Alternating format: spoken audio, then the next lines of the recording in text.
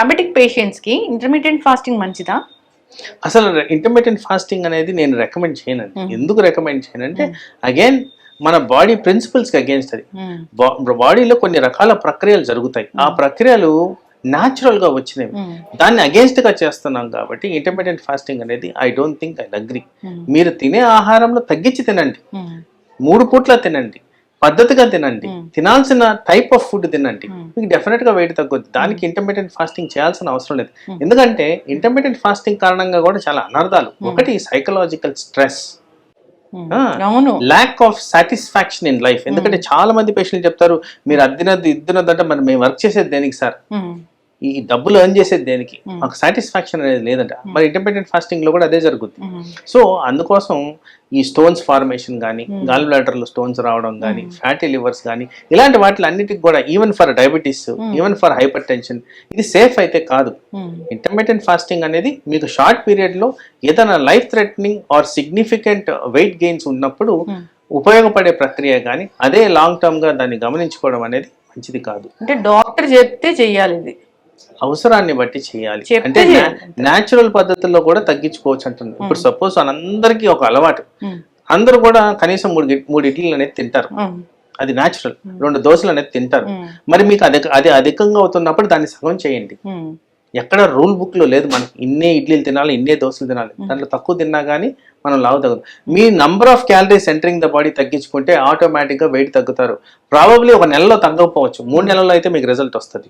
So ఆ విధంగా దీన్ని కేటగరైజ్ చేసుకోవడం ముఖ్యమని నా అభిప్రాయం. కడుపు నిండుగా తినకూడదు, ఆకలి అయినంత వరకు తినండి. టైం పెట్టుకుని తినకూడదు, ఆకలిస్తే తినాలి. ఎస్, ఆకలిస్తే తినండి. ఆ విధంగా పర్టికులర్ గా ఎవరైతే అధిక బరువు ఉన్నారో వాళ్ళల్లో ఇది మాత్రం డెఫినెట్ గా యూస్ఫుల్ అవుతుంది. డాక్టర్ గారు, ఈ మధ్య కూడా మనం చాలా వింటున్నాం, ఒక్క రోజంతా ఫాస్టింగ్ ఉండండి, క్యాన్సర్ సెల్స్ లాంటివి కూడా పోతాయి మీ శరీరంలోంచి అని. నిజంగా అట్లా ఉంటుందా? అంటే కొంత ఎనర్జీ సరఫరా అనేది తగ్గిన దాని వల్ల క్యాన్సర్ గ్రోత్ అనేది తగ్గించవచ్చు, కానీ ఆ ఒక్క రోజు వల్ల మిగతా రోజులు నార్మల్గా ఉంటారు. ఎస్. సో ఇదేదో ఇంటర్మీడియట్ ఫాస్టింగ్ ఇదేదో వచ్చింది మ్యాజిక్ చేస్తుంది అని అలాంటి అయితే పెట్టుకోకూడదు. పాత పద్ధతి ఏదైతే ఉందో అట్లా పాటిస్తే చాలు. అయితే రైస్, కార్బోహైడ్రేట్స్ అసలు ఇవి తీసుకోకపోతే చాలా మంది అసలు మొత్తం రైస్ అంతా మానేసి ఫ్రూట్స్ ఇలాంటి వెజిటబుల్స్ ఇలాంటివి తీసుకుంటూ ఉంటారు, లేదా మిల్లెట్స్ అనేవి తీసుకుంటూ ఉంటారు. అట్లా తీసుకోవచ్చు. వాస్తవానికి ప్రతి పర్సన్కి బ్యాలెన్స్డ్ డైట్ అనేది ముఖ్యం. పర్టికులర్గా కార్బోహైడ్రేట్స్ కొంత శాతంలో మనకు కావాలి, అలాగే ఫ్యాట్స్ కూడా కొంత శాతంలో కావాలి. సో ఈ రెండుటి కాంపోజిషన్ మనకు ఒక ప్లేట్ సర్వింగ్ లో ఒక 40-30% ఉంటే చాలు. మిగతా 60 to 70% ఏదైతే ఉందో అది ప్రోటీన్ ఫామ్ లో ఉంటే ఇది కరెక్ట్ ఫార్మ్ ఆఫ్ డైట్. ఇలా చేసుకొని తింటే మనం నంబర్ ఆఫ్ క్యాలరీస్ గమనించుకుంటూ then that is a healthy balanced diet అవుతుంది. అండ్ ఈ డైట్ లో కూడా వాస్తవానికి న్యాచురల్ గా వచ్చే సబ్స్టెన్సెస్ ఎక్కువగా ఉండేటట్టు మనం చేసుకోవడం వల్ల హెల్త్ బెనిఫిట్స్ బెటర్ గా ఉంటాయి. అంటే వెజిటబుల్ సాలెడ్స్, ఫ్రూట్స్, ఇలాంటివి నట్స్ ఇలాంటివి ఉండేటట్టు మనం చేసుకుంటే ప్రతిదీ ప్రాసెస్డ్ కాకుండా, ప్రతిదీ బేక్డ్ కాకుండా, ప్రతిదీ అడిటివ్స్ అంటే సాల్ట్, షుగర్ ఇట్లాంటివన్నీ యాడిటివ్స్ కాకుండా చేసుకుంటే అది హెల్తీ డైట్ అవుతుంది.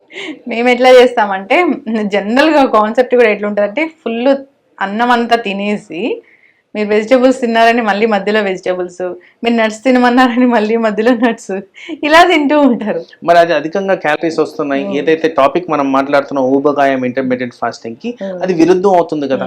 సో మీరు క్యాలరీస్ తక్కువ చేసుకోవాలి. మీ కడుపు నిండిన తర్వాత మళ్ళీ తింటున్నారు, దాని కారణంగా ఎక్సెస్ అమౌంట్ ఆఫ్ క్యాలరీస్ అనేది వస్తుంది.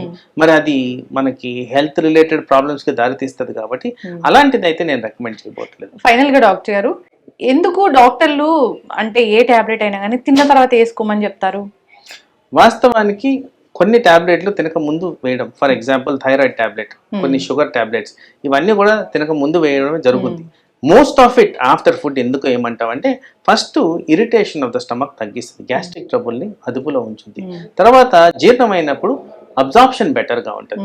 సో ఆ విధంగా బెనిఫిషియల్ ఎఫెక్ట్స్ ఉంటాయి. కాబట్టి తినిన తర్వాత వేసుకోమనేది సహజంగా. ఏదైనా టాబ్లెట్ వేసుకున్న తర్వాత ఈ ఫుడ్ అవాయిడ్ చేయాలనేది ఉంటుందా? జనరల్ గా కంపల్సరీ చెప్తుంటాము. కొన్ని రకాల ఫుడ్స్ అనేవి డెఫినెట్ గా పర్టికులర్ గా ఇప్పుడు సపోజ్ నేను థైరాయిడ్ గురించి చెప్పాను, దీంట్లో కొంత రెస్ట్రిక్షన్స్ ఉన్నాయి.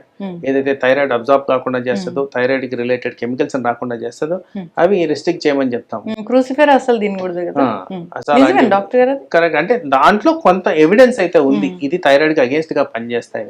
అట్లని చెప్పి అబ్సల్యూట్ గా మానేమని చెప్పటం, ఫ్రీక్వెన్సీ తగ్గించుకోండి అనేది చెప్తుంటాం. చక్కటి ఇన్ఫర్మేషన్ డాక్టర్ గారు. ఏదైనా కానీ మన పాత పద్ధతులు పాటిస్తే మంచిది.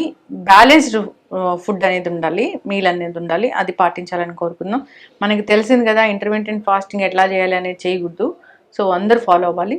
ధన్యవాదాలు డాక్టర్ గారు.